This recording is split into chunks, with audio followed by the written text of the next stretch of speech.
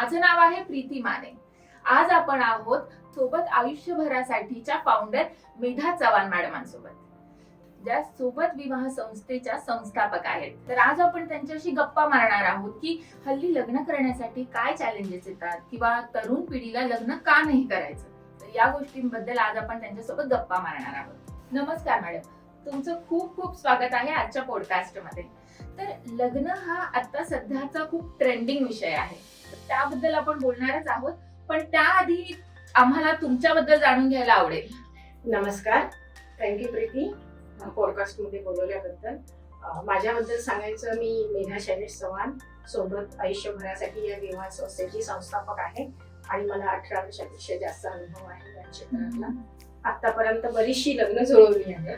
तर तुला आजच्या पिढीबद्दल जे तू म्हणतेस की आजकाल आहे, तर काय असं आहे स्पेसिफिक, असं काही सांगितलंस तर चांगलं. हो, म्हणजे आजकाल लग्न कमी टिकत आहे, याचं तुम्हाला काय वाटतं? मुख्य कारण काय आहे याचं?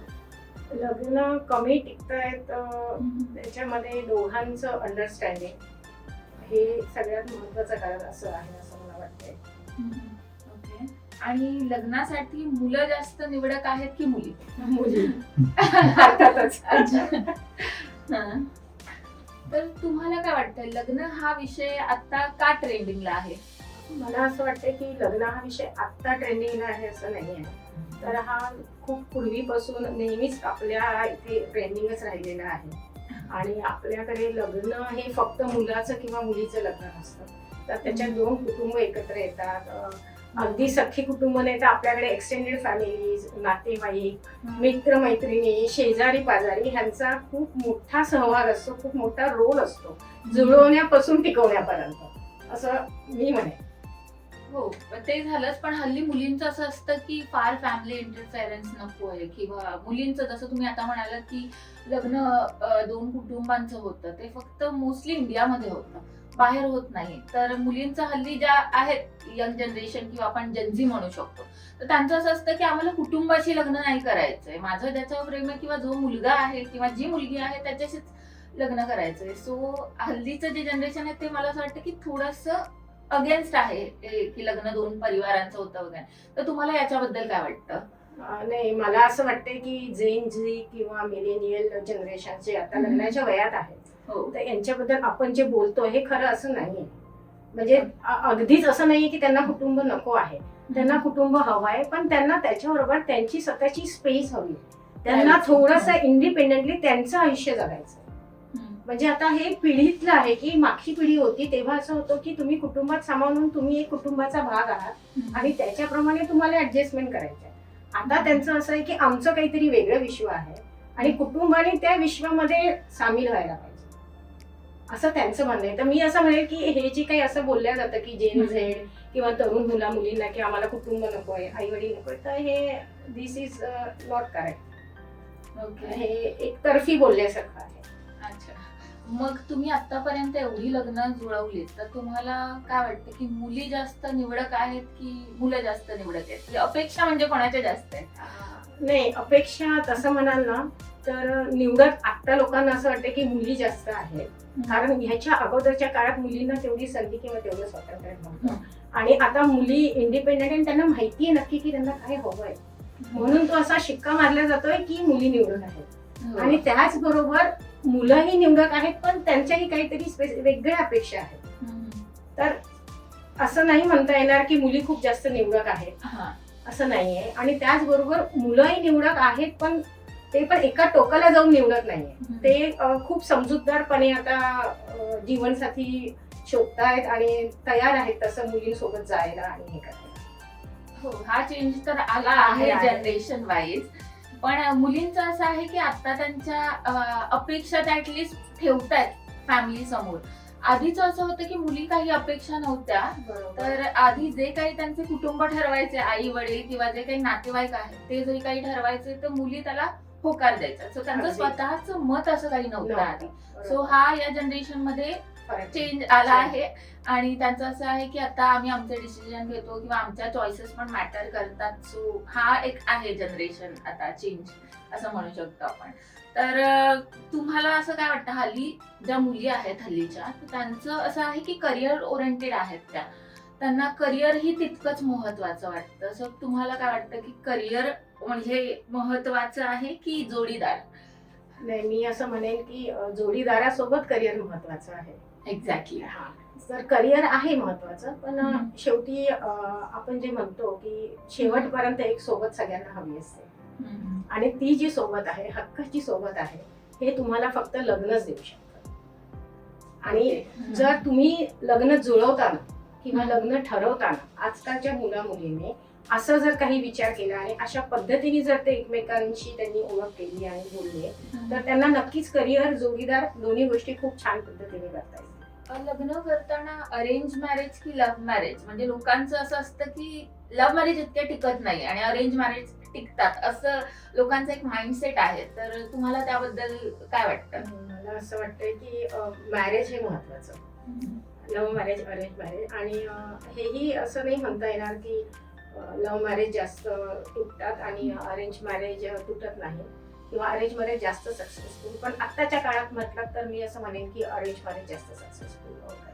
म्हणजे का तुम्हाला असं वाटतं की लव्ह मॅरेज इतकं नाही पण अरेंज मॅरेज जास्त सक्सेसफुल आहे, जास्त टिकतात? तर याचं काही मेन रिझन वगैरे आहे काही? हा, म्हणजे एक महत्वाचं कारण हे असतं की लव्ह मॅरेज म्हणजे जसं आपण म्हणतो अगदी मराठीत की प्रेमात आपण पडतो, आणि जेव्हा आपण अरेंज मॅरेज साठी जातो तेव्हा सगळा सारासार विचार करून जी जुळवाजुळवी होते किंवा बोलणं होतं, तर त्याच्यामध्ये तुम्ही खूप क्लिअर असता लग्नाच्या अगोदर की आपल्याला पुढे काय आहे, आपल्या जबाबदाऱ्या काय आहेत, किंवा आपल्याला कसं कॅरी फॉरवर्ड करायचंय कुटुंबासोबत. आणि सगळ्यात महत्वाचं की तुम्हाला ना कुटुंबाचा खूप मोठा सपोर्ट असतो.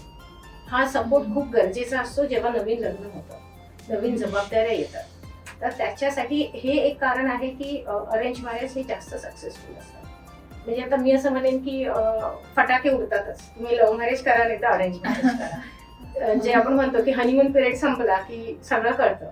तर बऱ्याचदा लव्ह मॅरेज मध्ये असं होतं की तो हनीमून पिरियड जेव्हा संपतो आणि जेव्हा पहिला फटाका उडतो किंवा असं होतं, तेव्हा तिसरा चौथा माणूस नाहीये समजावून सांगायला. पण अरेंज मॅरेज मध्ये आहे, आई वडील आहेत, भाऊ बहिणी आहेत, इव्हन सासू सासरे आहेत. म्हणजे अशी कितीतरी उदाहरणं मला अशी माहिती आहेत की ज्याच्यामध्ये सासू सासरे खूप मोठा सपोर्ट आहे. म्हणजे मी आता माझ्यावरनं सांगू इच्छिते एक 2 मिनिटात की माझ्या लग्नाला 22 वर्ष झाली, पण माझी सगळ्यात चांगली मैत्रीण आहे आणि माझी सगळ्यात चांगलं ही माझी सासू आहे. म्हणजे मला काहीही असं असलं, काही वाटलं तरी मी सगळ्यात पहिले त्यांना फोन करते आणि त्यांच्याशी बोलते. आणि जरी आमच्या पिढीतलं अंतर आहे, आमचं शिक्षण आणि सगळ्या ह्याच्यातलं, पण मला खूप छान वाटतं की ज्या पद्धतीने त्या मला ॲज अ करिअर वुमनला समजून घेतात. आणि एक त्याच्यावर असं सांगता येईल की जेव्हा मी नोकरी सोडायचा निर्णय घेतला आणि जेव्हा मी त्यांना सांगितलं, तेव्हा त्या मला म्हणाल्या की छे, नोकरी सोडायची नसते, नोकरी सोडू नकोस, कारण स्त्रीनी फायनान्शियल स्टॅबिलिटी आणि जे इंडिपेंडन्स आहे ते नाही सोडायचं. मग मी त्यांना सांगितलं की नाही, मी नोकरी सोडून आता ह्या स्टेजला घरी बसणार नाहीये, मला माझं पॅशन फॉलो करायचं. मग त्या म्हणे हा तसं असेल तर ठीक आहे, मग हे छान आहे की एक म्हणजे सासू सुनेला सपोर्ट करता. ऍक्च्युली असं खूप कमी बघायला मिळतं. असं नाहीये. म्हणजे मुलीनी सून ह्या भूमिकेतून मुलगी ह्या भूमिकेतच सासरी राहायला पाहिजे. आणि तिने या माझ्या सासूबाई आहेत असं न बोलता तिने या म्हणजे आई आहे असं जर बघितलं तर असे काहीच प्रॉब्लेम येणार नाहीत. आणि सासू आई सगळी नेहमी सपोर्टिव्हच असते मुलीला, तर तसंच त्या सुद्धा नेहमी सपोर्टिव्हच असणार आहेत. हे अगदी बरोबर बोललात तुम्ही. पण हल्ली जे आपण रील्स बघतो किंवा हल्ली मुलींना असं वाटतं की त्या सासू नकोशी वाटते त्यांना, म्हणजे असं वाटतं की सासू नको, आम्हाला सेपरेट राहायचंय. ते आता जे काही म्हणजे लोक नवीन जे लग्न करतात त्यांचं असं आहे मोस्टली माइंडसेट की नाही, आम्हाला वेगळं राहायचंय, सासू सासरे नको, स्पेशली सासू नको. म्हणजे सासू तर हल्ली मुलींना किटकिटच वाटते की नकोच आहे सासू. सो तुम्हाला याबद्दल काय वाटतं? आता मी इथे असं म्हणेन की ह्याच्यामध्ये पालकांचा आणि पॅरेंटिंग जे आपण म्हणतो त्याचा खूप मोठा रोल आहे. म्हणजे मुलीची आई, म्हणजे आई, मी असं म्हणते की जरी जबाबदारी मुलांना मोठं करण्याची आई वडील दोघांची असली तरी आपल्याकडे अजूनही 80% काम हे आईच करते.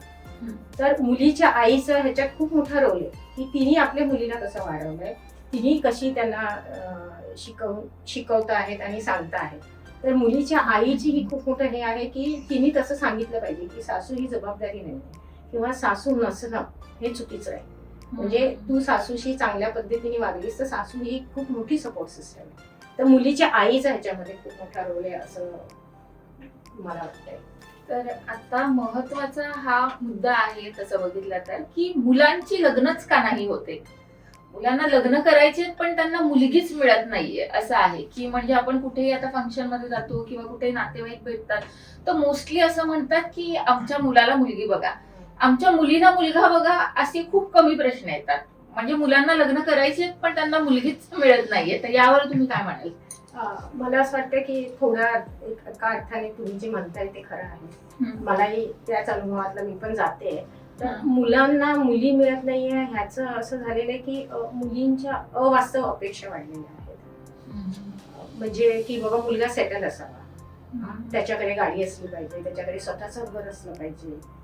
मग जसं की आता मगाशी आपण बोललो की घरात माणसं कमी असावी किंवा नसावी.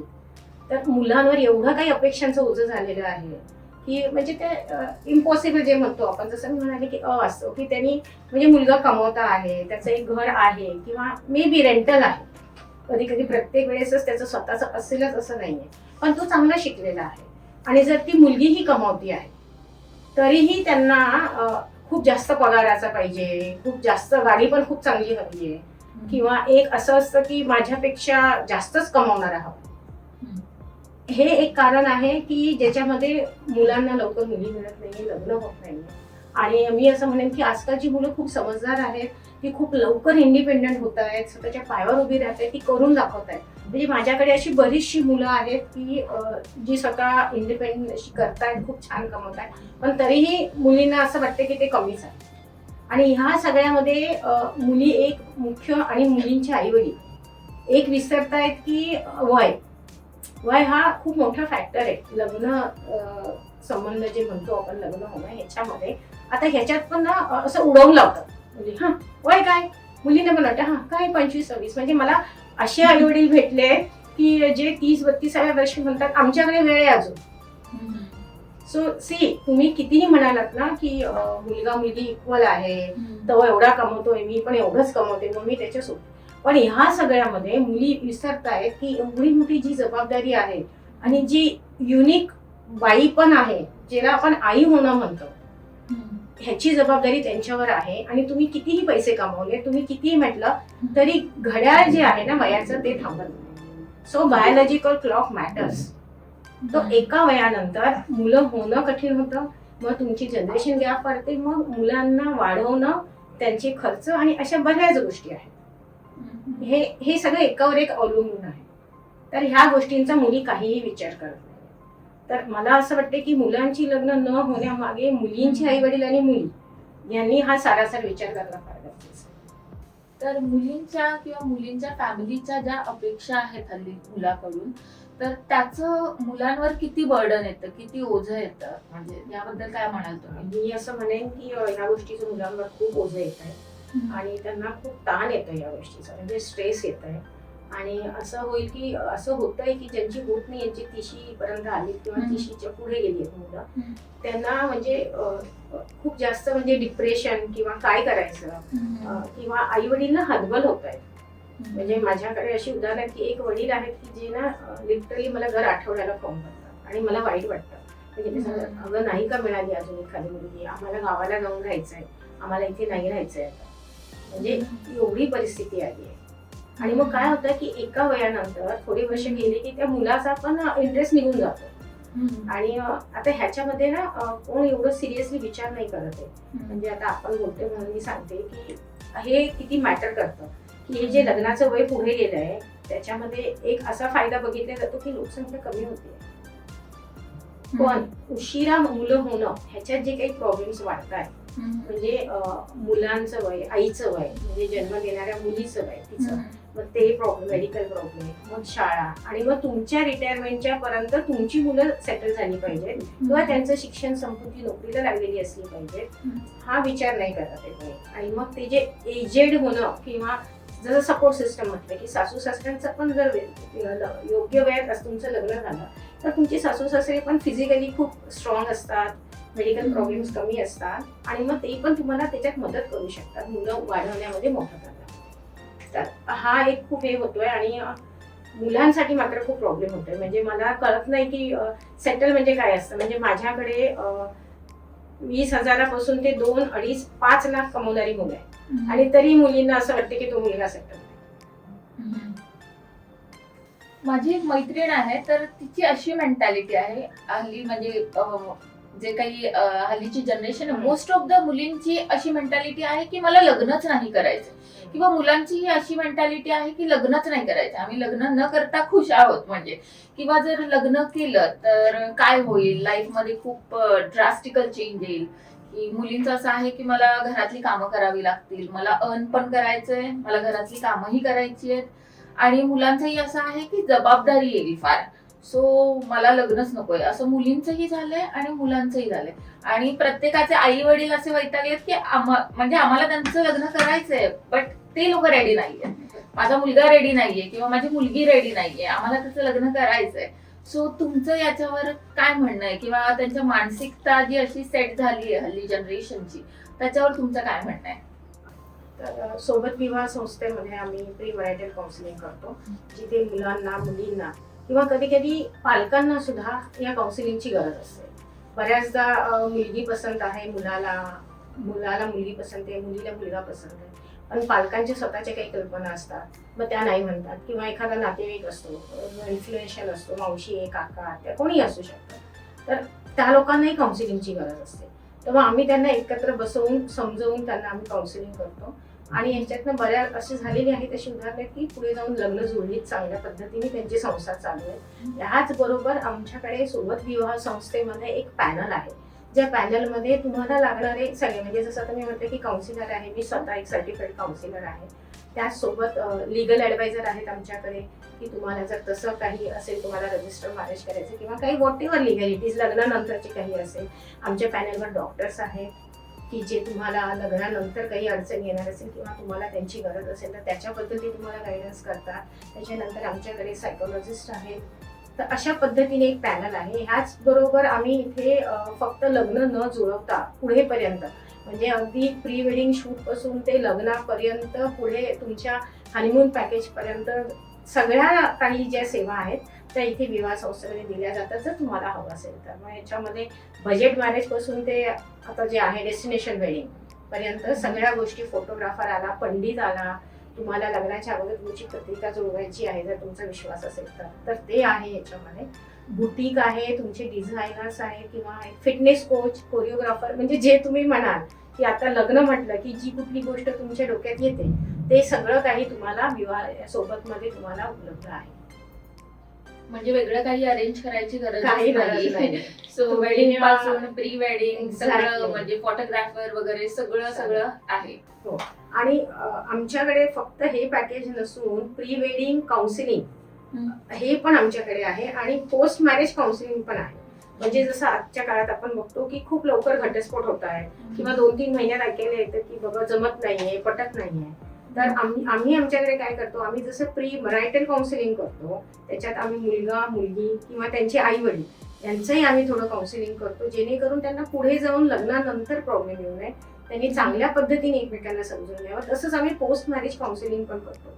म्हणजे एकदा तुम्ही सोबत विवाह संस्थेत आला तर ही सोबत तुम्हाला आयुष्यभराची आहे. असं होत नाही की लग्न जुळलं, लग्न झालं, तुमची साथ संपली, तर तुम्हाला नंतरही झालं तरी पण. आता सध्या माझ्याकडे 1-2-3 आहेत असे ज्यांची काउन्सिलिंग चालू आहे. त्याच्यातलं एक कपल असं आहे की ज्यांच्या लग्नाला आता 20-1 वर्ष झाली, पण तरीही अशा टप्प्यावरही कधी कधी आपल्याला गरज पडते मॅरेज काउन्सिलिंगची, तर त्याच्यासाठी ते माझ्याकडे येत आहेत. आणि नवीन लग्न झालेले तर मी म्हणेल खूप जास्त येतात.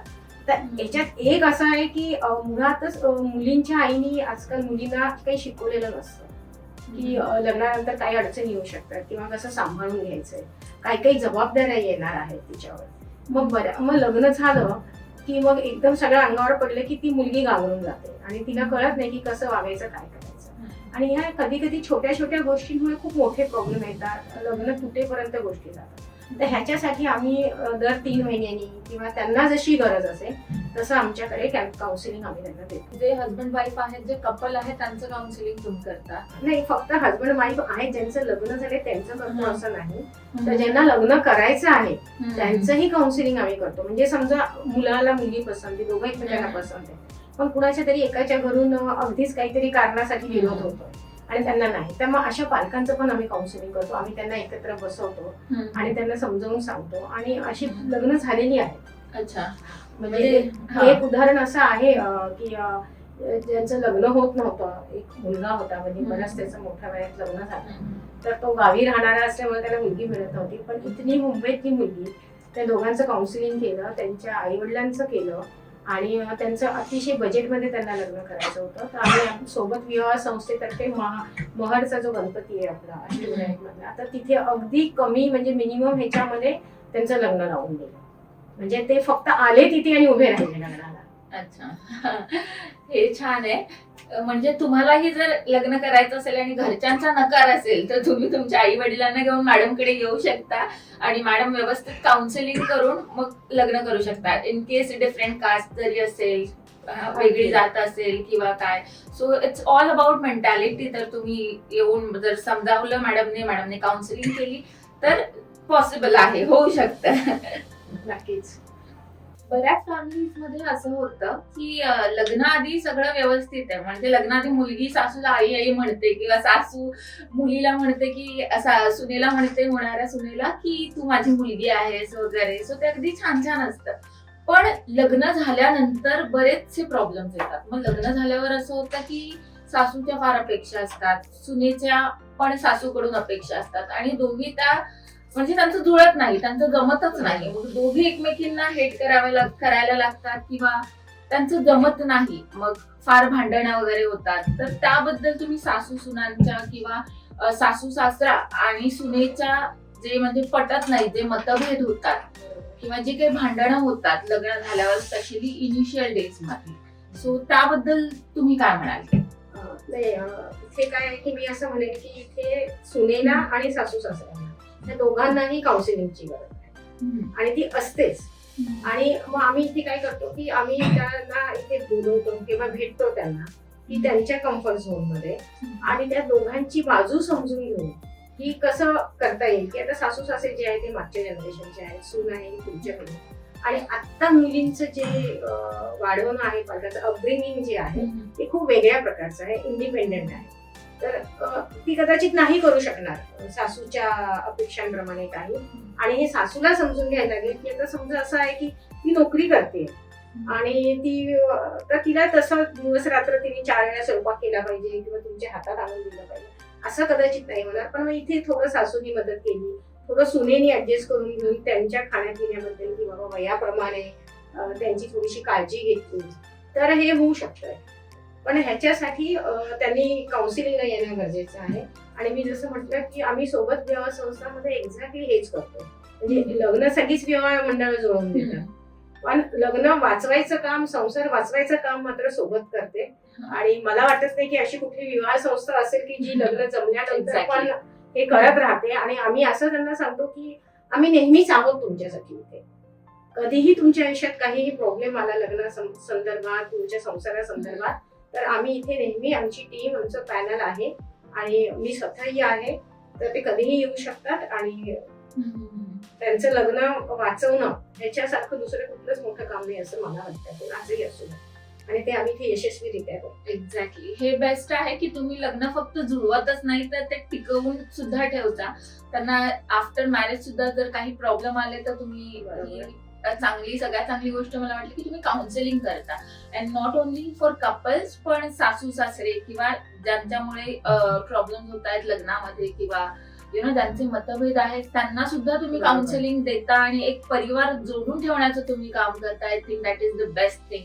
अशी आय थिंक दुसरी कुठलीही विवाह संस्था हे काम नाही करत. आय थिंक ते जस्ट लग्न जुळवून देतात, जीवनसाथी शोधून देतात, पण तुम्ही अगदी म्हणजे सगळंच end to end process you are with that couple किंवा दॅट फॅमिली. ते आय थिंक बेस्ट आहे तुमच्या विवाह संस्थेबद्दल. त्याचबरोबर माझा आणखी एक प्रश्न आहे, लग्न जुळवताना लोक सगळ्यात मोठी चूक कोणती करतात? लग्न जुळवताना सगळ्यात मोठी चूक लोक करतात म्हणजे ज्या दोन व्यक्तींना लग्न करायचं, एक मुलगा एक मुलगी, तर ह्या दोघांचा विचार न होता बाकीच्यांचा विचार आपण जास्त करतो. म्हणजे कुटुंब कसं आहे किंवा कुठला जिल्हा आहे, कुठल्या जिल्ह्यातले तुम्ही आहात. म्हणजे आत्ताच्या काळामध्ये हे कितपत योग्य आहे, पण ह्याचा विचार जास्त न करता विचार करायला पाहिजे की त्या दोघांचं शिक्षण समान आहे का, त्यांच्या नोकरी कशा पद्धतीने, त्यांची आवडीनिवडी काय आहेत, त्यांचे फ्युचर प्लॅन काय आहेत, त्यांची गोल्स काय आहेत, ह्या गोष्टींवर विचार नाही केला जात. आणि जेव्हा आम्ही सोबत विवाह संस्थेमध्ये जेव्हा कोणी येतो की त्याला आता नोंदणी करायची किंवा त्याला रजिस्टर करायचं आहे, तर सगळ्यात पहिलं इथे असं असतं की आई वडिलांनी नोंदणी नाही करायची आहे. मुलांनी किंवा मुलींनी ज्यांना लग्न करायचंय, जे विवाह इच्छुक आहे, त्यांनी स्वतः इथे येऊन किंवा ऑनलाईन त्यांनी तो फॉर्म भरायचा आहे. आणि बाकी जर तुम्ही बघितलं तर बाकी संस्थांमधले जे काही फॉर्म फिलअप करतात आणि विवाह आमच्या सोबत मध्ये जो काही फॉर्म असतो त्याच्यामध्ये खूप फरक आहे. म्हणजे त्याच्यातली बरीचशी प्रश्न अशी आहेत की जी आई वडील नाही सांगू शकत. की फॉर एक्झाम्पल मी असं म्हणेन की त्याच्यात एक प्रश्न असा आहे की तुम्हाला मुलं हवी आहेत का. आता जर असं विचारलं तर आई वडिलांची डोळे अशी होणार, त्यांना एकदम शॉक, अरे बापरे हा काय प्रश्न आहे, म्हणजे हवीच आहे. पण असं नाही आहे. म्हणजे आजच्या तरुण पिढीला जर तुम्ही विचारलं तर एखादी मुलगा मुलगी असं सांगेल की नाही आम्हाला मूल नको आहे, आम्हाला कमवायचंय, आम्हाला जग फिरायचं आहे, आम्हाला नवीन नवीन गोष्टी बघायच्यात, आम्हाला नवीन नवीन गोष्टी करायच्या, आम्हाला नकोय मूल, असं असू शकतं. तर असे काही प्रश्न आहेत की ज्याच्यातनं तुम्हाला समजतं की समोरच्याची आवडीनिवडी काय आहेत, की त्याला काय अपेक्षित आहे, त्याची फ्युचर गोल्स काय आहेत, तुमची लाईफस्टाईल कशी आहे. म्हणजे एक साधं जर आता आपण बघितलं की सोशल मीडिया, तर तुम्हाला सोशल मीडियावर असं होऊ शकतं की एखादा मुलगा आहे की तो नाही आहे फार सोशल मीडियावर आणि त्याला नाही आवडत, पण ती मुलगी आहे तिला रील बनवणं रोजचं आणि हे करणं ह्याच्यात जर खूप जास्त वेळ जात असेल आणि मग त्याच्यामध्ये जर तुमच्या दोघांना वेळ उरत नसेल, जो काही थोडाफार तुम्ही कामावरून आल्यावर किंवा घरी मोजका वेळ असतो, तर पुढे जाऊन तुमची भांडणं होऊ शकतात किंवा तुमच्यामध्ये वाद होऊ शकतो. तर अशी जी काही प्रश्न आहेत की ज्याच्यातनं तुम्हाला स्वतःची ओळख आणि योग्य जोडीदार कसा निवडायचा हे आम्ही इथे आमच्या विवाह संस्थेमध्ये करतो. एका प्रोफाईलला नकार देण्याचं सगळ्यात कॉमन कारण काय? कॉमन कारण असं आहे की फक्त दिसण्यावर जाणे, आणि ते पण फक्त फोटो बघून किंवा ऑनलाईन तुम्ही फक्त काही थोडासा जो जुजबी बायोडेटा आलेला असतो तो बघून नकार देणं. म्हणजे मुलींना फक्त हिरो दिसणारा हवा आहे आणि कधी कधी त्याचे पैसे किंवा तो जे काही कमवतोय त्याचं घरदार हे फार कमी वाटतं, आणि मुलांना सगळ्यांना सुंदरच दिसणारी मुलगी हवी असते. तर मी याच्यात असं म्हणेन की हे एक कारण आहे, पण जे अतिशय चुकीचं आहे. म्हणजे एक फोटो बघून किंवा प्रोफाईल बघून आपल्याला माणूस ओळखता येत नाही किंवा त्याचा स्वभाव कळत नाही, त्याच्या घरचे कसे आहेत, त्याचे खरोखर चांगले गुण काय आहेत, त्याचं आवडीनिवडी तुमच्या जुळत आहेत का. तर ह्याच्यासाठी मुला मुलींनी अगोदर भेटणं अतिशय गरजेचं आहे. मग मॉडर्न काळामध्ये मुलगा लग्नाआधी वेगळा होता आणि लग्नानंतर वेगळा झालाय असं मुलींना वाटतं, याबद्दल काय म्हणाल तुम्ही? तर हे जे आता आपण जे बोललो की फक्त स्वतःच्या आवडीनिवडीचा विचार न करता किंवा घराचं जे प्रेशर आहे आणि मग हा जातीतलाच आहे किंवा हा आपल्या इथलाच आहे असं बघून जी लग्न केले जातात, आणि खरोखर मुलगा मुलगी अगोदर भेटलेली नसते, त्यांनी एकमेकांचे स्वभाव जाणून घेतलेले नसतात, एकमेकांची लाईफस्टाईल कशी हे जाणून घेतलेलं नसतं. आणि मग जेव्हा तुम्ही अगदी जुजबी भेटले, म्हणजे मी असं म्हणेन की आता ना प्री वेडिंग शूट, मग संगीत, मग मेहंदी, मग हळद, म्हणजे हे सगळं जो काही शो ऑफ झालेला आहे ह्याच्यात आपण खूप वेळ घालवतो, ह्याच्या शॉपिंगवर खूप दिवस जातात, पैसे जातात. आणि पण लग्नानंतर कसं वागायचंय आणि खरं एकमेकांकडनं काय हवंय हे मुला मुलींनी एकमेकांशी बोललेलंच नसतं, कारण त्यांना कोणीही सांगितलेलंच नाही. विवाह संस्थेत जा, नोंदणी करा, हा फोटो बघा, तो फोटो बघा, हा चला सगळं जुळलं, चला लग्न करा, पत्रिका जुळली, लग्न करा, हे जे होतंय ह्याच्यासाठी मी परत असं म्हणेन की तुम्ही अगोदर भेटणं आणि जे प्री मॅरिटल काउन्सिलिंग आहे हे करणं, किंवा मी असं म्हणेन की मला असं वाटतं की परिचयोत्तर विवाह ज्याला आपण म्हणतो किंवा ओळखीतून लग्न, हा जो कन्सेप्ट आहे ना हा असणं गरजेचं आहे. म्हणजे आता मी एक उदाहरण सांगू इच्छिते की एक मुलगा आणि मुलगी ते भेटले एका पबमध्ये, क्लबमध्ये, आणि मग दोघांची ओळख झाली, त्यांची वय जुळणारी होती आणि कास्ट सुद्धा सेम होती, सगळं त्यांचं हे होतं. त्यांनी असं ठरवलं की लग्न करायचं. ऑब्व्हियसली सगळं चांगलं असल्यामुळे आई वडील हो म्हणाले, लग्न झालं. लग्नाला झाले 8-10 दिवस झाले आणि मग ती मुलगी म्हणाली एका शनिवारी की चला आपण पबला जाऊया. मुलगा म्हणाला नाही, तर आई वडिलांना नाही आवडणार, आईला आवडणार नाही. ती म्हणाली आईला आवडणार नाही, पण आपण भेटलोच पब मध्ये, आपण ड्रिंक घेतली सोबत, आपण सोबत नाचायचो, तर आई कुठे आली? सी म्हणजे तेव्हा त्याला ते सगळं आवडत होतं, पण तेव्हा त्यांनी तिला हे सांगितलं का की बाबा माझे आई वडिलांचं थोडं ऑर्थोडॉक्स आहे किंवा त्यांना वेगळे आहेत ते, तर कदाचित हे असं नाही चालणार, थोडं बदलावं लागेल. बरं असं नाही की तो मुलगा एकटा पब मध्ये गेला आणि तिला नाही म्हणाला. सी इथे ही एक विचार करायची गोष्ट आहे. पण तुम्हाला म्हणजे खरं वाटणार नाही, ह्या गोष्टीवर ना त्या दोघांचा घटस्फोट झाला. ती मुलगी एवढ्या छोट्या गोष्टीवरून भांडण करून निघून गेली आणि त्यांचा घटस्फोट झाला. तर हे जे काय आहे ना की ओव्हरनाईट तो चेंज झाला. ओव्हरनाईट असं कोणी बदलत नसतं. आपल्याला माहिती पाहिजे की त्याच्यामध्ये तुम्ही कसं ओळखायचं. तर आमच्या इथे जेव्हा आम्ही मुलींना बोलवतो किंवा त्यांना तो फॉर्म भरायला लावतो ना, त्याच्यामध्ये ना एक रेड फ्लॅग्स किंवा काय तुम्ही बघितलं पाहिजे जोडीदारामध्ये, अशा आम्ही त्यांना 3 गोष्टी किंवा 4 गोष्टी बघायला सांगतो की ह्या 3 गोष्टी आहेत की ज्या मला नाही चालणार आहेत माझ्या जोडीदारामध्ये. असं मुलाचं पण आणि मुलीचं पण. जसं त्याच्यामध्ये आहे की सोशल ड्रिंकिंग हा एक मोठा रेड फ्लॅग आहे. प्रत्येक मुलीचं असं असतं की मला दारू न पिणारा नवरा हवा. पण आजकालच्या काळामध्ये थोडंसं ड्रिंक हे ऍक्सेप्टेबल झालेलं आहे आता आपल्या सोसायटीत पण, की ऑफिसची पार्टी आहे, कधीतरी मित्रांबरोबर गेला, तर हे वेगळं होऊ शकतं. एखाद्या मुलीला ते चालू शकतं. मग एखादं असंही होऊ शकतं की एखाद्या मुलाला तशी ड्रिंकिंगला सोबत करणारी बायको पण हवी असते, की मी एखाद्या पार्टीला गेलो आणि त्याचं तसं सर्कल आहे थोडंसं जिथे आहे की जिथे चालतं बायकांनी किंवा ते एक स्टेटस सिम्बॉल मानलं जातं. मग तेव्हा ती म्हणाली नाही मी काही हे सगळं करणार नाही. तर हे सुद्धा एक वादाचं कारण होऊ शकतं. तर बेसिकली तुमची लाईफस्टाईल आणि तुम्ही एकमेकांना कसं समजून घेताय आणि तुम्हाला माहिती आहे का मुळात. म्हणजे मी नेहमी असं म्हणते की तुम्हाला पहिले तुम्ही स्वतःलाच ओळखून घ्यायचं असतं आणि तरच तुम्ही जोडीदार तुम्हाला कसा हवाय हे तुम्ही निवडू शकता. हा म्हणजे बऱ्याचदा मुलींना हे माहीतच नाहीये की त्यांना नक्की काय हवंय. फक्त शो ऑफ मध्ये पैसे खर्च केले, छान छान कपडे घातले, त्यांनी छान छान गिफ्ट आणून दिल्या की वाटतं अरे वा हा खूप छान आहे. पण त्याच्या आधीच एखादा साधा मुलगा आहे, म्हणजे तो कमी कमवतोय आणि साधा आई वडिलांसोबत राहतोय, सगळ्या घेतो, तो मुलींना नाही आवडत. पण पुढे जाऊन हा फरक कळतो की अरे तो साधा असला, कमी कमवतो, तरी तो जबाबदाऱ्या घेतोय, तो इतक्या छान पद्धतीने आई वडिलांना सांभाळतोय, त्यांचा आदर करतोय, तर तो तुमचाही आदर करणार आहे, तो तुम्हालाही तेवढंच छान सांभाळणार आहे. हे समजून घेणं फार महत्त्वाचं. पण तुम्हाला काय वाटतं आजच्या तरुणांमध्ये जी लग्नाबद्दलची भीती निर्माण झाली आहे, तर त्याचं काय कारण आहे? मुलींचं वागणं असं मी म्हणेन, कदाचित काही लोकांना नाही पटणार, पण त्यांच्यामुळेच त्यांच्या मनामध्ये ही भीती निर्माण झालेली आहे की मी थोडंही चुकीचं वागलो किंवा आई वडील काय बोलले किंवा काही झालं तर ही मला लगेच सोडून जाईल का, डिवोर्स होईल का किंवा भांडणं होतील किंवा कसं मी ऍडजस्ट करून घेईन तिच्याशी, आई वडिलांसोबत ती कुटुंबासोबत तिचं जुळेल का चांगलं. तर ही सगळी जी भीती आहे तरुणांच्या मनामध्ये, कारण मुली तशा पद्धतीने वागतायत. अगदी मी नाही म्हणत की सगळ्या मुली अशाच आहेत म्हणून, पण तसं होतंय, त्यांना दिसते आजूबाजूला घडताना, त्यामुळे त्यांच्या मनात ती थोडीशी भीती झालेली आहे.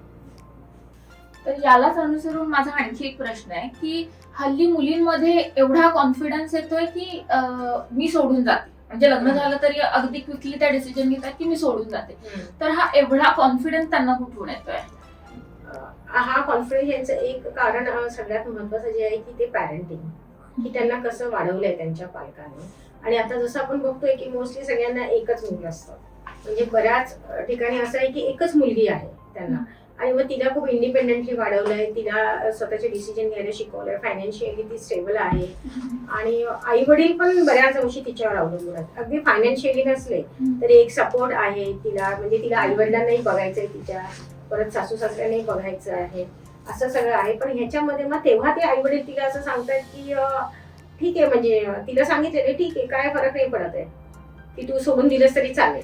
पण असं तेव्हा ते सांगत नाहीयेत पालक की जसं तुला आम्ही इंडिपेंडेंट केलंय, तू तुझी डिसिजन मेकर आहे, तर थोडंसं हे डिसिजन पण तू घ्यायला हवेस आणि थोड्या थोड्या गोष्टींसाठी परत वळून तू आमच्याकडे येणं चुकीचं आहे, आई वडिलांकडे येणं चुकीचं आहे.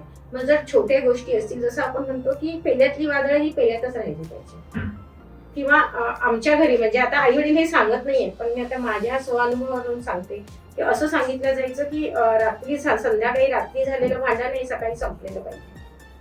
ते पुढच्या दिवसावर जाता कामा नये, नवरा बायकोची भांडणं. तर अशी आता किती आई वडील शिकवून देत आहेत मुलांना. तर त्यांना हे अगदी सोपं वाटतंय. आणि आता असं झालेलं आहे की बाबा मुलीला त्रास आहे, म्हणजे आपण म्हणतो की कायद्याची भीती दाखवल्या जाते आणि हे सगळं केलं जातं. त्यामुळे त्यांना माहिती आहे की आपल्याला कोणी विचारणार नाही की खरोखर आपली चुकी आहे की नाहीये. आणि आपले आई वडील तर तयारच आहेत, आपल्याला दरवाजा उघडा आहे ते सांगतात, हा तू ये परत. तर असं न करता त्याच्यामध्ये जेव्हा तुमचे इमोशन्स असतात, म्हणजे मुलगी आहे तर तिचे आई वडील आहेत तर ते तिचीच बाजू घेणार आहे, मुलाचे आई वडील असे आहेत की जे मुलाचीच बाजू घेणार आहे. तर मी असं म्हणेन की इथे एक तिसऱ्या व्यक्तीची गरज आहे, एक समन्वयक जो हवा आहे त्याची गरज आहे. ते काम सोबत होणं संस्था करते की अशा वेळेस जो एक तिसरी व्यक्ती आहे जी न्यूट्रल आहे, तर ती दोघांनाही समजावून सांगून त्यांच्या अडचणी समजावून त्यांना एक योग्य मार्ग दाखवून ते लग्न वाचवायला मदत करते. तर तुम्हाला म्हणजे हल्ली पालक आणि मुलांच्या अपेक्षामध्ये सगळ्यात मोठा संघर्ष काय आहे? त्याच्यात मी असं म्हणेन की म्हणजे हा संघर्ष नेहमीचाच आहे, आत्ताचा नाहीये, हा प्रत्येक पिढीबरोबरचा संघर्ष आहे. पण आता दोघांच्या अपेक्षा जास्त वेगळ्या वेगळ्या आहेत, कारण की जसं जेन झेड आहे, मिलेनियल आहे, तर आत्ताची पिढी आणि मागच्या पिढीच्या विचारसरणीतच खूप मोठा फरक आहे. आणि ह्या दोन्ही अपेक्षा म्हणजे आजची पिढी जसं मी म्हटलं मगाशी की त्यांना स्वतःची स्पेस हवी आहे, ते डिसिजन मेकर आहे, ते जास्त इंडिपेंडेंट आहे आणि त्यांना स्वतःचे निर्णय स्वतः घ्यायचे. तर हा संघर्ष जास्त आहे. आणि आई वडिलांना त्यांच्यासाठी लग्न, आता आपण अर्थात लग्नाबद्दल बोलतोय, तर लग्न जुळवायचं किंवा ठरवायचा निर्णय हा आई वडिलांना घ्यायचा आहे. हा सगळ्यात मोठा आताचा संघर्ष किंवा जो पेन पॉइंट म्हणू आपण तो आहे. बरं, लग्नासाठी शिक्षण महत्वाचं की स्वभाव? नाही, स्वभाव महत्वाचा, पण ह्याच्यामध्ये असं नाही मी म्हणणार की शिक्षण महत्वाचं नाही, शिक्षणही तेवढंच महत्वाचं आहे. पण खूप जास्त चांगलं शिक्षण आहे, सगळं आहे, आणि जर एखादा मुलगा चांगला नाही किंवा मुलगी नाहीये स्वभावाने, जो नाही हो तर नाही होऊ शकत. तर स्वभाव अर्थातच महत्वाचा. तर तुमच्या मते सुखी संसाराचा एकच फॉर्म्युला असेल तर तो काय आहे? सुखी संसाराचा एकच फॉर्म्युला हा असणार आहे की आवडीनिवडी दोघांच्या जुळल्या पाहिजेत. कारण जर तुमच्या आवडीनिवडी जुळत असतील तर तुम्ही एकत्रपणे तो तुमचा कायमचा टिकणारा संसार असेल. म्हणजे आता असं वाटतं की आवडीनिवडी काय काय महत्वाचं असतं, एवढं काय ते जुळतातच असं, पण आत्ताच्या काळामध्ये तसं नाही होत. म्हणजे एक साधी गोष्ट सांगायची म्हटली की जसं की आत्ताचा खूप हॉट सब्जेक्ट जर म्हटलं की सोशल मीडिया, तर सोशल मीडियावर किती वेळ घालवायचा किंवा रील बनवायचे.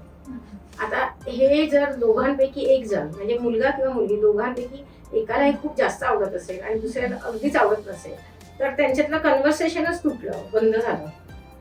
असं होतं की म्हणजे मग काय बोलणार, कशावर बोलणार. किंवा नवऱ्याला खूप क्रिकेट बघायची आवड आहे आणि तिला नाहीये, तिला काहीतरी वेगळंच आवडतं किंवा तिला पिक्चरच बघायला आवडतात, नाही होणार. त्याच्यासाठी म्हणून आम्ही आमच्या इथे काय करतो की जेव्हा नोंदणी करायला येतात तेव्हा जो फॉर्म आम्ही भरून घेतो किंवा एक सांगतो त्यांना, तर त्याच्यामध्ये एक तुमच्या हॉबीज काय किंवा तुमच्या आवडी काय आहेत, तर हे एका वाक्यात नाही त्यांना लिहायला लागत, तर त्यांना त्याच्यात खरं लिहायला लागतं की खरोखर काय. समजा की एखाद्या लिहिलं की तुम्हाला कुठलं स्पोर्ट्स आवडतं असं लिहिलेलं असतं त्याच्यामध्ये, की स्पोर्ट्स आवडतं का असं नाही, कुठलं स्पेसिफिक.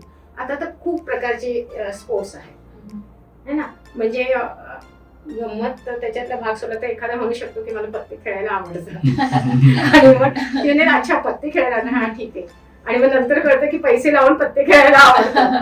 सो असं आहे. म्हणजे ते एवढं महत्वाचं आहे की जसं जेवणा खाण्याच्या सवयी आपण म्हणतो की बाहेर जेवायला जाणं किंवा व्हेज आणि नॉन व्हेजिटेरियन असं जर असेल तर हॉटेलमध्ये कुठल्या जायचं इथपासून एक वाक्यता होणार नाही. तर त्यामुळे मी असं म्हणेल की आवडीनिवडी हा जो विषय आहे ना, हा खूप विचार करण्यासारखी गोष्ट आहे लग्न जुळवताना, आणि हा सुखी संसाराचा एक फॉर्म्युला आहे असं.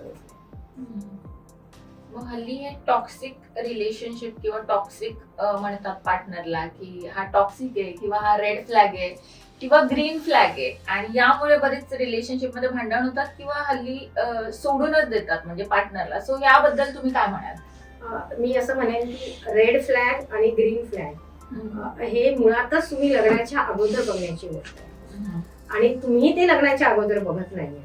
तुम्ही एकमेकांशी भेटून आणि बोलून लग्न ठरवत नाहीये किंवा तुम्हाला हे कोण सांगत नाहीये, आणि त्यामुळे तुम्हाला असं वाटते की हे रेड फ्लॅग आहेत आणि हे ग्रीन फ्लॅग आहेत. तर कधी कधी रेड फ्लॅग असे असतात की जे खरे रेड फ्लॅग नसतातच आणि लग्नानंतर ते ग्रीन फ्लॅग मध्ये कन्वर्ट होतात. म्हणजे आपल्याकडे असं काहीतरी समज आहे की बाबा मुलगीच सगळे ऍडजस्टमेंट करते आणि ती बदलते, तर असं नाहीये. मुलगा किंवा नवरा आहे ना, हा सुद्धा खूप ऍडजस्टमेंट करतो आणि हा सुद्धा खूप बदलतो आणि तो तुमच्या बाजूने उभा राहतो. तर रेड फ्लॅग ही खूप म्हणजे महत्वाची गोष्ट आहे की जी तुम्ही लग्न जुळवताना बघितली पाहिजे आणि तुम्ही त्याच्यावर बोललं पाहिजे आणि त्याच्यावर विचार केला पाहिजे. लग्नासाठी वय महत्वाचं की मानसिक परिपक्वता? वय अर्थातच महत्वाचं आणि वयाबरोबर मानसिक परिपक्वता येतेच. म्हणजे आत्ताच्या ह्याच्यामध्ये तर मी असं म्हणेल की मानसिक परिपक्वता किंवा मॅच्युरिटी ह्याचा एज पण खूप खाली आलाय. म्हणजे खूप लहान वयामध्ये खूप मॅच्युरिटी आहे, खूप गोष्टी माहिती आहेत, thanks to internet, globalisation, everything. So तुम्हाला सगळ्या गोष्टी माहिती आहेत, सेक्स पासून मुलापर्यंत सगळ्यापर्यंत सगळंच काही माहिती आहे की काय आहे. असं अगोदर सारखं राहिलेलं नाही. तर वय अर्थातच महत्वाचं. बरं, मला एका वाक्यात सांगा की लग्न का करावं? लग्न आयुष्यभराच्या सोबतीसाठी करावं आणि मी तर असं म्हणेल की ते सोबत विवाह संस्थेतर्फेच करावं. का, म्हणजे कारण आमच्याकडे आम्ही ज्या पद्धतीने लग्न जुळवतो, म्हणजे सोबत विवाह संस्थेची जी काही पद्धत आहे, जी काही प्रोसेस ज्याला आपण म्हणतो आहे, तर ती खूप वेगळी आहे. आणि इथं अशा हेतूने हे विवाह संस्था मी चालू केली आहे की एक व्यासपीठ मिळावं. म्हणजे आता याच्यात मी तुम्हाला थोडंसं माझं बॅकग्राऊंड किंवा एक सांगू इच्छिते की याची प्रेरणा ना मला माझ्या वडिलांकडनं मिळाली. माझ्या वडिलांना खूप आवड होती आणि ते करायचे लग्न जुळवायची कामं. आणि मला लहानपणापासून जेव्हापासून मी त्यांच्यासोबत ह्या बाबतीत खूप फिरली, खूप ठिकाणी मी गेली आहे, मेळावे होतात किंवा लग्न जुळवायचं, आणि मला नेहमीच एक फॅसिनेशन राहिलं ह्याच्याबद्दल.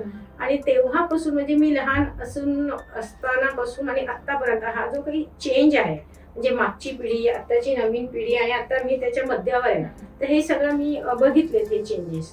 आणि त्याच्यामुळे मला असं वाटतंय की हे सगळं मला धरून असं एक व्यासपीठ मला उभं करायचं होतं की जिथे आजच्या काळातल्या मुला मुलींना आजच्या ह्याच्याप्रमाणे त्यांना आपले साथीदार शोधता येतील आणि त्यांची लग्न टिकतील.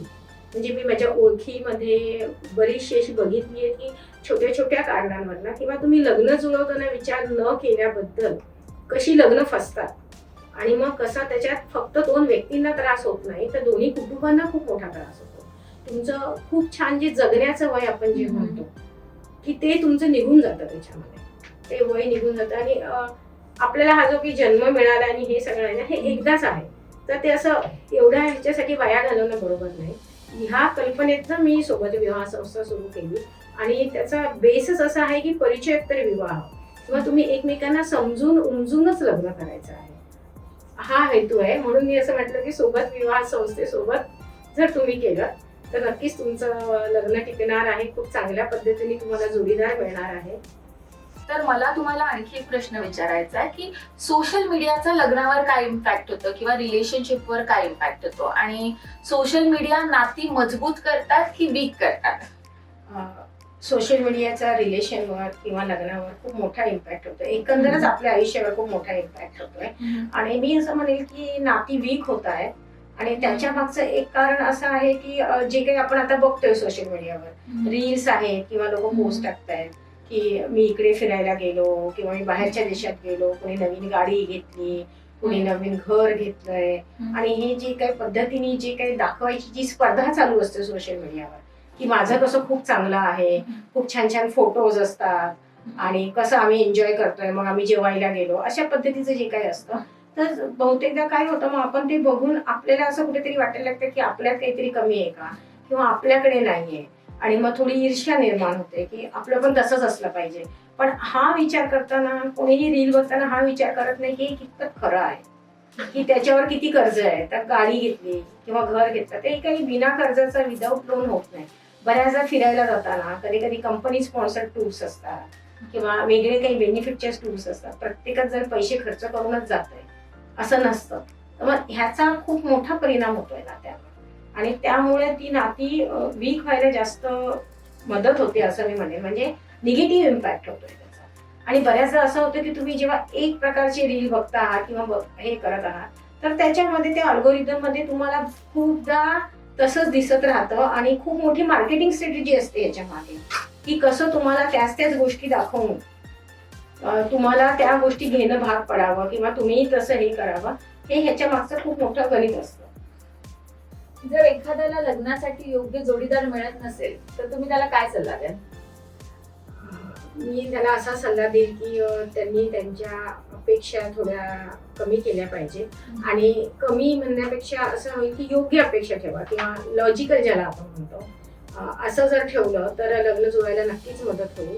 म्हणजे आता माझ्याकडे एका मुलाचं असं स्थळ होतं की ज्याचं वय 30 पेक्षा जास्त झालं होतं आणि योग्य जोडीदार मिळत नाहीये असं त्याचं होतं की बाबा म्हणून माझं लग्न झालं नाही आतापर्यंत. तर जेव्हा आम्ही इथे नोंदणी केली तर आम्ही त्याच्याशी बसून जेव्हा बोलणं झालं आणि एक सॉर्ट ऑफ एक फिल्टर लावला आणि त्याचा बऱ्याचशा ते काढून टाकल्या अपेक्षा की एंड ऑफ द डे काय हवंय तर एक अशी समजूतदार मुलगी हवी की जी संसार चांगला करेल आणि तो गावी राहणारा होता की ती त्याच्यासोबत गावी राहायला तयार होईल. ह्या दोनच गोष्टी होत्या. ह्या सेम वेळी एका मुलीचं जिचं स्थळ आलेलं होतं तिच्याशी बोललो तर ती मुंबईत राहणारी मुलगी होती पण तिचंही वय जास्त होतं. तिनेही तिच्या अपेक्षा कमी केल्या आणि दोघं जण भेटले बोलले आणि ती मुलगी त्या दोघांचं लग्नही झालं आणि खूप छान संसार चालू आहे. ती मुलगी गावी राहते. म्हणजे खरं जे आपण म्हणतो की एक सुखी संसार करण्यासाठी काय गरजेचं असतं तर आता इथे त्या दोघांच्या मध्ये पैसा किंवा पद गाडी आहे का घर आहे का या कुठल्याही गोष्टी आल्या नाही आणि ती मुंबईची मुलगी गावी जाऊन राहते आणि खूप छान त्यांचा संसार चालू आहे. म्हणजे तिने खूप छान स्वतःला तिथे सगळ्यामध्ये तिने विसरून घेतलेलं आहे आणि तो मुलगाही तिचं खूप छान म्हणजे आता समजा ती मुंबईतली तिला फिरायला जायला आवडतं तर तो तिथे जेवढं शक्य आहे की गाव आहे मग गाडीवर कुठेतरी बसून लांब जात आहे. म्हणजे शेवटी बघा काय आहे की तुम्ही अपेक्षा एकमेकांकडनं ठेवल्या आणि त्या कशा पूर्ण करता येतील ते बघितलं तर तुम्हाला जोडीदार मिळतो. आणि सोबत मध्ये आम्ही एक्झॅक्टली हेच करतो आणि हेच लोकांना सांगतो की कुठल्या अपेक्षा तुम्ही ठेवल्या पाहिजे आणि त्या अपेक्षा ठेवल्या तर जोडीदार तुम्हाला नक्कीच मिळणार. तर आता आपण या पॉडकास्टला एका वेगळ्या नोटवर घेऊन जाऊया. तो आहे रॅपिड फायर राऊंड. तर मॅडम आता मी तुम्हाला काही प्रश्न विचारते त्याची उत्तरं तुम्हाला क्विकली द्यायची. ओके. लव्ह मॅरेज की अरेंज मॅरेज? मॅरेज महत्वाचं. लव्ह होतच मग नंतर. ओके. लुक्स की नेचर? Of course nature. कारण की लुक्स आज आहेत तर उद्या नाहीये पण नेचर किंवा तुमचा स्वभाव हा तुम्हाला आयुष्यभर सोबत करणार आहे. मनी की अंडरस्टँडिंग? Of course understanding. पैसा पण गरजेचा आहे पण समंजसपणा असेल तर पैसा येईलच. ओके. करिअर की मॅरेज? मॅरेज आणि मग नंतर करिअर. ग्रीन फ्लॅग की रेड फ्लॅग? White flag. लग्न टिकवण्यासाठी पीस किंवा व्हाईट फ्लॅग हे खूप महत्वाचं. फॅमिली अप्रुव्हल की पर्सनल चॉईस? Personal choice. आणि जर पर्सनल चॉईसला फॅमिली अप्रुव्हल हवा असेल तर सोबत विवाह संस्थेकडे या, आम्ही नक्कीच घेऊन देऊ. फर्स्ट इम्प्रेशन की long term compatibility? Of course long term compatibility. कारण फर्स्ट इम्प्रेशन कधी कधी धोका देऊ शकतं, नजर धोका देऊ शकते पण लॉंग टर्म कम्पॅटिबिलिटी. ट्रस्ट की लव्ह? ट्रस्ट. आणि लव्ह होईलच ज्याच्यावर ट्रस्ट असेल. इगो की कॉम्प्रोमाइज? Of course compromise. इगो हा शब्द लग्नामध्ये नाही. लग्न टिकवण्यासाठी एक शब्द? प्रेम. Thank you so much ma'am. कारण आताचा जो हॉट टॉपिक आहे त्याच्यावर आपण इतकं छान डिस्कशन केलं आणि तुम्ही आताच्या तरुण पिढीला इतकं चांगलं मार्गदर्शन केलं.